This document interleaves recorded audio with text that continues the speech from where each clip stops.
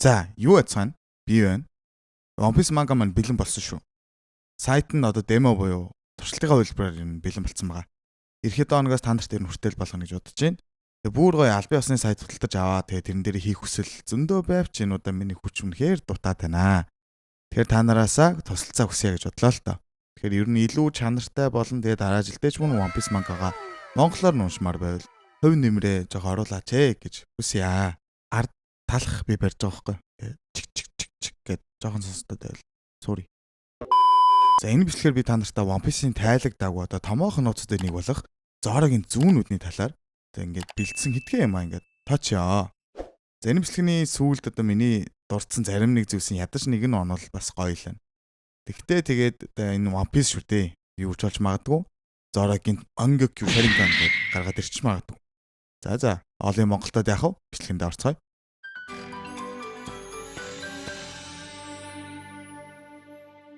Ер нь одоо маань ингээд Японы дээр үеийн соёл, мөн утга зохиол, түүх томогт амтан гэх мэтэр одоо янз янзын юмыг бидэнд харуулахыг зорддог штэ. Тэгээд ийж бодоод эртний түүхээс янз бүрийн томог байдаг юм болов уу гэж хайж үзлээ. Хайж үзсэн чинь эртний ер нь Японы түүх самурай буюу одоо сэлэмчнийг олон дайны ард амьд үлдсэн.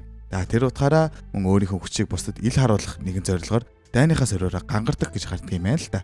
Яагаад ч юм мэдхгүй Японы айхтар сэлэмчдийг кинон дээр гаргахтаа мөн одоо дуун дээр ч юм уу, зурган дээр ч юм уу.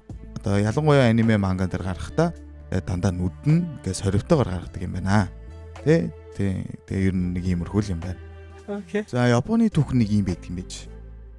За тэгвэл одоо манга руугаа илүү гүн оръё. Ингээд ер нь хараад байлаа л та. Тэгээд Рейли чи ер нь баруун нүдэндээ бас бүр яг Зоротой адилхан соривтой юм байна шүү дээ. Тэгэд энэ ч одоо юу вэ? Яагаад вэ гэд хайж үзлээ. Ер нь Рейли залуу байхдаа ч ер нь нүдэндээ соривтой байсан юм байна. Яг хаа дунднаас сорвгүй байх юм болов уу гэж сонирхож үзлээ. Байсангүй. Энэн дээр бас нэг хөөрхөн жижигхэн таамаг байдаг юм байна л да. Тэр нь юу вэ гэхээр Голди Рожер буюу одоо далайн дээрэмчдийн хааны баг хамт олон Люфигийн хамт олонтой ер нь ингээд дүүцүүлэх гээд адилдах гээд байдгийг штэ гэдг юм байна. Яг нэг бодлын Зоро Рейли хоёр адилхан сэлэмчин ойлоо айгүй хүчтэй. Хоёулаа хамгийн анхны одоо багийнхаа гишүүд болж орж исэн юм байна. Ер нь бас ижил тал бол зөндөө. Тэгээ надаа нэг юм хідэн таамаг байна. Тэгээ та нартай ойлгохдохоор 1 2 3 4 5 6 7 8 9 10 гээд номер л явууч. Тэр болтол байхгүй ч гэсэн тий. За ер нь ихт бол тулааны үеэр авсан шарах юм аа. Зоро 2 жилийн дараа Михаоктой бэлтгэл сургалт хийснийхэн дараа зүүн нүдэндээ соривтой болоод нүдэ нээдэггүй болтгоо. За энийг бэлтгэлийн үеийн шарах гэж үздэг тайнууд зөндөө байдаг юм байна. Гэхдээ тэгээ бас яагаад болохгүй гэж тийм ээ. За хоёрт болохоор мэдээж Зоро маань зүүн нүдэндээ хүчрэг нууц чадрыг нууж байгаа гэдэг юм байна. Энэ нь одоо үнийг одоо үнэн болох талаас нь жоохон ярил л да. Бид Михаоктой хийсэн 2 жилийн бэлтгэлийг энэ дээр бол заавал дурдах хэрэгтэй болно. Уг бэлтгэлийн илүү үр дүнтэй болохын тулд Михаок Зорог нэг нүдэ анаастай бэлтгэл хийх санал болгосон байж магадгүй. За ажиглалтын акийг хөгжүүлэхийн тулд бид нүдэ хаан одоо ингээд өрсөлдөгчийн дайралтыг мэдрэх ч юм уу таамаглах гэсэн сургалтын одоо энэ үндсэн дээр нь хийгддэг. Тэгвэл сэлэмчний хувьд энэ нь одоо бүр өөр. Ингэж бэлтгэл хийх нь ямар нэгэн байдлаар нүдэнд нь нэг юм нууц хүч оруулдаг юм билүү. За мөн Михаок одоо энэ аргыг өөрөө турш үзээд эцсийн үр дүнд одоо энэ нэг шар нүдтэй болцсон болохоор ингээд Зорог бас өөрийнхөө замаар иймхүү алхуулсан болов уу гэж таамаглаж байна. За гэхдээ ингээд бодоод байхад саяхан Зоро Вано дээр нэг хидэн удаа үхэнгээ алдсан нэг юм тулаанууд гардаг да. Тэгээд энэ тулаанууд дээр Зоро дандаа л нүд нь хаалттай байгаад байдаг.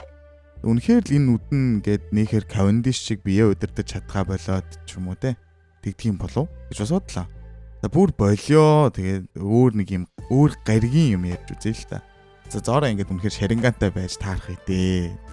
Oh my god.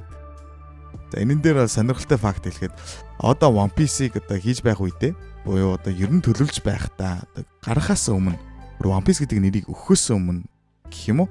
За тухайн үед одоо Михаокийг Hawkeye биш одоо Clairvoyant гэж одоо очлохоор бодож исэн гэдэг юм байна. Энэ үгийн утга нь одоо ер бусын чадал болох ирээдүйд болох үйл явдлыг урьдчилан харах чадрыг илтгэдэг гэсэн юм чадрыг илэрхийлэх юм байна л да. Тэгэхээр ер нь Михаок чинь ер нь ирээдүйг зөгнөөд хараад ингээд байгаад байдаг гэсэн үг юм л да. Тэгээд дээр нь одоо энэ Зорогийн зүүнүүд ашиглахгүй байгаа нь за би хит ирээдүйг харах нь өөртөө ингээд тасгад хэцүү. Надад ашиггүй гэж үзсэн болоо да гэж бас бодлоо. За дараа нь болохоор за одоо энэ бүр хамгийн амар нь Supreme хам иймүүгийн нүдийг Михакийнхтай одоо адилтгахгүй байхын аргагүй адилхан байдаг те. Тэгвэл одоо саяхан дурдсан шиг Одаагийн дүрслэлээр энэ хүрээтэй нүдээр хит ирээдүг харах чадвартай хүмүүсийг л дүрслсэн байж болох юм байна. За иймүг бид анхдаа асар том дэрсэн малгайг ингээ хараа зогсож байгаагаар харддаг да. Хамгийн анх штэ. За тэгэхээр энэ нь одоо бүх юм болохын өмнө ер нь л урдаас мэдээд бэлдэж байсан гэсэн одоо нэг юм ирээдүг харсан таамаг нь ингэж та харсан өнцгөр нь бидэнд харуулсан болов уу гэж бодлоо. Тийм ч болохоор одоо ийм үдийг хүртэл хинч мэдэгдэхгүй одоо дэлхийг дээрээс нь захиад байсан юм байна л да. Ийм үгүй нүдний төстэй байдлыг харахаар та нар нөгөө нэг ийм нүдийг харж ирсэн бах те. Яг энийг болохоор evil eye буюу одоо чөтгөрийн нүд гэж нэрлэдэг юм байна. Үүний тайлбар нь болохоор монголоор болохоор хар нүдэл гэж үздэг юм шиг байна. Тэгээ тайлбар нь атаархсан хүнээс ирсэн атаархал эсвэл хараал энэ хор цанаан тухайн хүнд эсвэл ямар нэгэн зүйлд азуудл авчирна гэж итгэдэг. Тийм ч болохоор одоо энэ хүн нүд нь одоо бид нар зүүдэг байхдаа бол бүх юмний одоо хамгаалалт сахиус тэгээ атаархсууны атаархал одоо хор сонсооны одоо өс сонзон цаашаага нөгөө л явъя гэсэн утгаар зүтг юм байна гэдэг юм байна. Тэний яг зүгээр сонирхолтой шүү. Дараа нь болохоор Зорогийн одоо хамгийн хүчтэй дайралт нь Зорогийн Аашурагийн дүр туурдахтаа одоо хийдэг дайралт байдаг те. Тэгээ Аашураг дүрслэхдээ 3 толгой болон ингээ олон гартаа байдгаар дүрслэлт юм байна л да. Үүнийг нь одоо 3 толгойг нь олон талаас ингээд юмыг харах чадвар. Мөн олон гар нь ямар нэгэн даатгсан даалгаврыг гүйцэтгэх чадлыг нь илэрхийлдэг гэдэг юм байна. За тэгвэл энэхүү Аашура бурхан Зорогийн одоо зүүн нүдэнд хэрхэн нөлөөлж чадах вэ гэж бодъё. Аашураг бол дайны бурхан, зоригтой, мөн тулаанч байдлаар ингээд хүмүүс айгүй сайн мэддэг.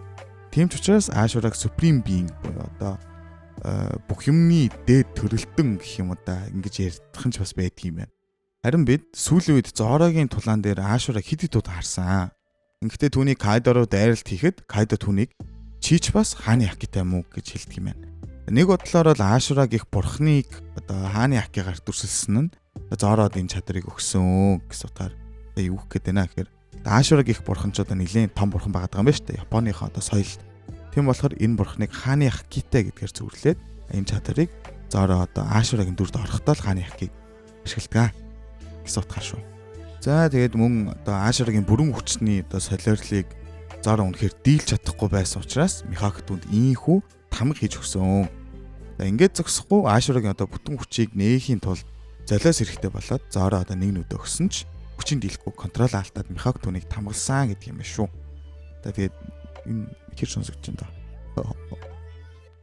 да. Дараагаар нь Зорогийн хүчний хязгаарыг бид ингээд үнэхээр сайн харсан те. Кайдог бол арай дийлэхгүй. Кингийг бол дийлчлээ. Гэхдээ одоо энэ амар тав юм яг яах юм бэ? Мэдээж эрт орой хизээ нэгэн цагт тэдэнтэй тулалдчил таарна. Харин энэ үед та Зоро жинкнээсээ зүүн нүдээ нээгээл нууц хүчээ ил болгоод нусчуураад одоо хин ир гэдгээ үзье. Нэхий давгаа урж тастнаал гих байх гэж бодоод байх юм. Тэгээ нусчуураагаас өмнө одоо түүний чадварыг харах боломж нь хар сахалтын далайн дээрэмчдийн багийн сэлэмчин Шириутай тулдах үедээ харнаа гэж таамаглаад байгаа. Тэгээ учир нь Шириу бол алга болдог жимс идсэн байгаа.